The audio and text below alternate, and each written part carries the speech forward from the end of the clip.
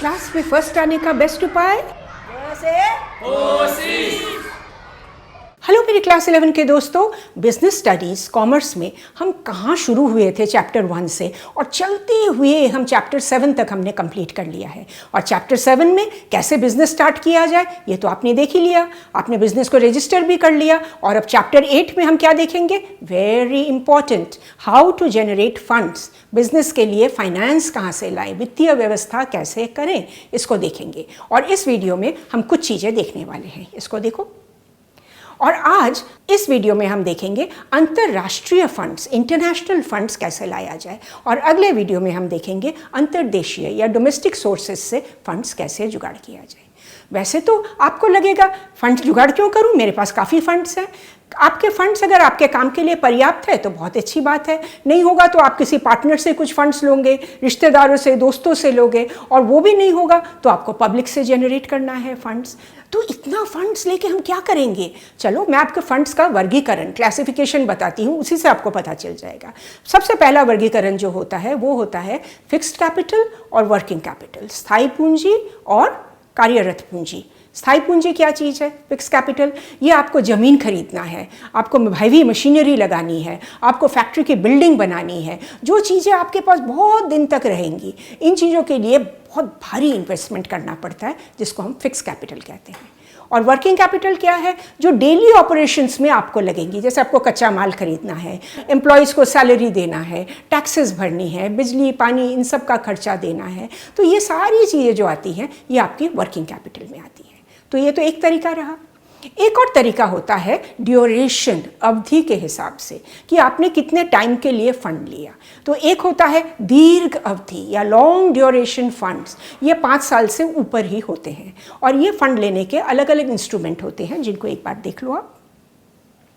और होते हैं मध्य अवधि फंड्स। मध्य अवधि क्या है? मीडियम टर्म फंड्स, जो है 5 साल से कम बट 1 साल से ज़्यादा।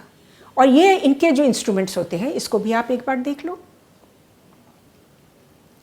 एंड फाइनली हम देखेंगे short term funds. Short term funds ना बहुत कम ड्यूरेशन, 1 साल से कम ड्यूरेशन के लिए लिया जाता है। अब आप सोच रहे होंगे ये कैसे फंड्स हैं? ये ना सीजनल टाइप ऑफ रिक्वायरमेंट्स आ जाती हैं। जैसे दिवाली से पहले कोई रिटेलर हैं, वो दिवाली से पहले बहुत सारे नए नए चीज़ें रखना चाहते हैं, तो उनको तो उस समय बहुत ज़्यादा फंड्स की ज़रूरत होती है ना। तो ये फंड्स शॉर्ट टर्म फंड्स होती है। और ये कहाँ से आती है, इसको भी देख लो आप। और होते हैं ओनरशिप के बेसिस पे फंड्स। जैसे कुछ तो होते हैं ओनर्स के फंड और कुछ होते हैं लोन या डेट के फंड्स। ओनर के फंड्स कैसे हैं? जो शेयर होल्डर्स हैं ना, वो जो शेयर्स के लिए पैसे दिया है वो उनका वो ओनरशिप फंड्स में चला जाता है। और जो डेट होता है वो हम बैंक से लेते हैं और अलग अलग फाइनेंशियल इंस्टीट्यूशंस हैं जहाँ से हम डेट लेते हैं, तो उसके हिसाब से भी एक फंड्स बनता है। एक और तरीका होता है कि फंड्स का सोर्स कहाँ का है। क्या वो इंटरनल सोर्स है? इंटरनल सोर्स मतलब कंपनी अपने बिजनेस से जो पैसे बना रही है। फॉर एग्जांपल, जो आपने प्रोडक्ट्स बनाए या आपने सेवाएं दी, उसके लिए आप इनवॉइस भी तो करोगे, बिल्स भी तो रेस करोगे। तो जल्दी जल्दी बिल्स से पैसे अगर आपके पास आ जाए और आप अपने प्रॉफिट को आप बचा बचा के रखते हो कि जिस दिन ज़रूरत पड़ेगी उस प्रॉफिट को आप लगाओगे, तो ये तरीके हैं इंटरनल फंड्स के। और होते हैं एक्सटर्नल फंड्स। एक्सटर्नल फंड्स बाहर से जो आते हैं, और वो 2 तरीके के होते हैं। एक तो होते हैं डोमेस्टिक, यानी कि हमारे देश के अंदर से आप किस तरीके से फंड्स ले सकते हो और उसके तरीके देखो आप। और दूसरा होता है इंटरनेशनल, उसके भी तरीके देखो। तो जैसा कि मैंने आपको बताया, आज हम केवल इंटरनेशनल फंड्स के बारे में बातचीत करेंगे। चलो देखते हैं, स्टार्ट होते हैं। जब हमारे देश में फंड्स आती तो हैं, पर हमें और ज़्यादा फंड्स की ज़रूरत है, या हम इंटरनेशनल मार्केट में बिजनेस करना चाहते हैं, तब हमें डॉलर फंड्स, इंटरनेशनल करेंसी में फंड्स की ज़रूरत होती है। तो देखते हैं उसके क्या क्या तरीके होते हैं। सबसे पहले हम देखेंगे वाणिज्यिक बैंक या कमर्शियल बैंक। ये इंटरनेशनल बिजनेस करने के लिए विदेशी मुद्रा में आपको लोन देगी। और इस लोन्स के नियम अलग अलग देश में अलग अलग होते हैं। भारत में सबसे बड़ा बैंक जो इसको करता है और सबसे पहले जिसने इसको स्टार्ट किया था वो है स्टैंडर्ड चार्टर्ड बैंक। सेकंड हम देखेंगे इंटरनेशनल एजेंसी और डेवलपमेंट बैंक। ये ना सारे विकासशील देशों में हैं। देखो कुछ बैंक्स, जो विकसित देश हैं वो विकासशील देशों को उत्साह देने के लिए उन्होंने ये बैंक स्टार्ट किया है।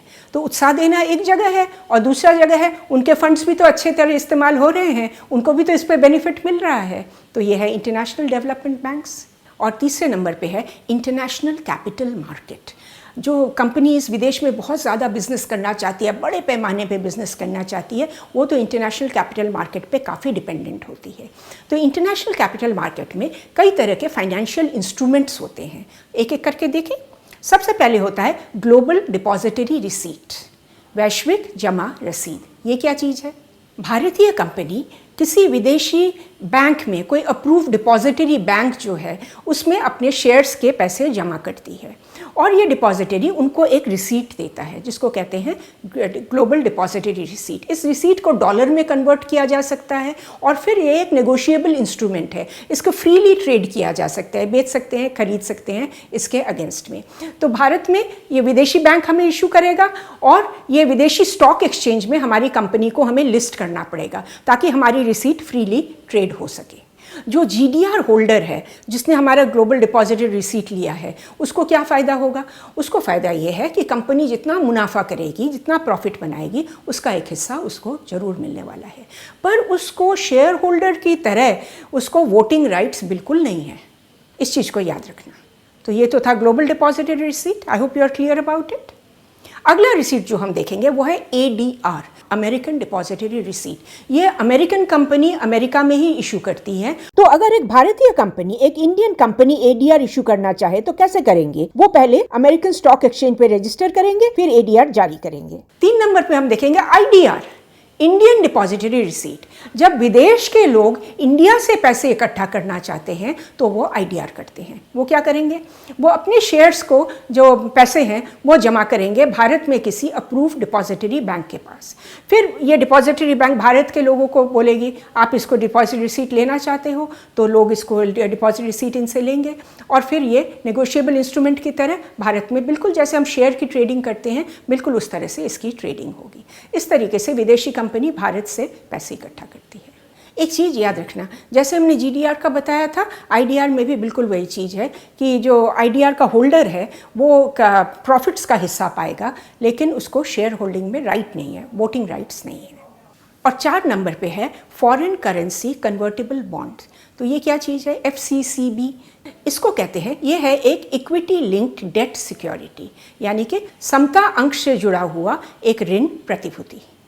तो डेट सिक्योरिटी का मतलब, ऋण प्रतिभूति का मतलब क्या हुआ? चलो इसको भी देख लेते हैं। नंबर 1 मतलब ये हुआ कि ये एक विदेशी करेंसी में जारी होता है।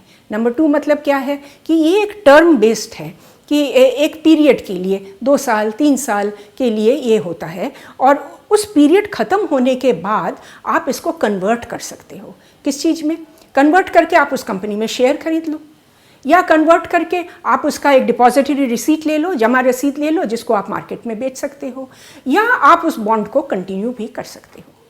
तो ये सारे ऑप्शंस आपके पास हैं कन्वर्टेबल बॉन्ड्स के साथ। इन बॉन्ड्स पर आपको एक फिक्स रेट पे इंटरेस्ट मिलता है जो एक्चुअली मार्केट रेट से थोड़ा कम ही होता है, और ये बॉन्ड्स फॉरेन एक्सचेंज पर, फॉरेन स्टॉक एक्सचेंज पर बिकता है। वहाँ पे रजिस्टर्ड है, वहाँ पे रिमेंबर फॉरेन करेंसी का है ना, तो फॉरेन स्टॉक एक्सचेंज पे बिकता है। तो इंडिया में जो डेट इंस्ट्रूमेंट्स होती हैं ये उसी की तरह है। तो ओनली डिफरेंस इज कि ये बाहर इसकी ट्रेडिंग होती है।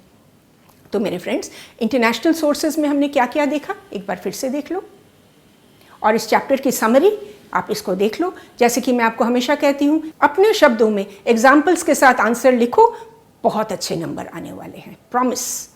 और आप हमारे साथ सारे सोशल मीडिया पे जुड़ गए हो ना, क्योंकि उस पर रोज़ हम एक मोटिवेशनल पोस्ट डालते हैं। आपको अच्छा लगा, हमें तो बहुत अच्छा लगेगा। Thanks for watching.